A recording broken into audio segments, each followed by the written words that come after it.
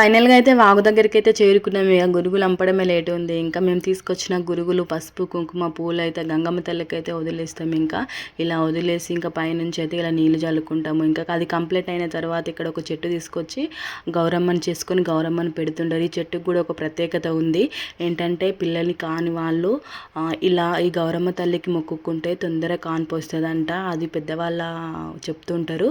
అందుకని కొంతమంది పిల్లలు కాని వాళ్ళు కూడా ఆ చెట్టు పట్టుకొని మరి పసుపు, కుంకుమలు వేస్తూ మరి మొక్కుకుంటారు తొందరగా కాన్పు అవుతుందని చెప్పేసి. ఇంకా ఇలా పసుపు కుంకుమలు గౌరమ్మకి వేసిన తర్వాత ఇగో అందరూ కూడా ఇలా పసుపు కుంకుమలతో మంచిగా నిండు ముత్తైదల్లాగా చాలా అందంగా ఓ బొట్లు అయితే ఘోరంగా పెట్టుకుంటారు. అసలు నిజంగా మంచిగా అనిపిస్తుంది. ఈ అమ్మ అయితే నేను నీకు పెడతారా అని చెప్పి నన్ను తీసుకొచ్చి మరీ పెడుతుంది. ఆ అమ్మకి నేనంటే చాలా ఇష్టము. నాకు కూడా చాలా ఇష్టం అమ్మ అంటే.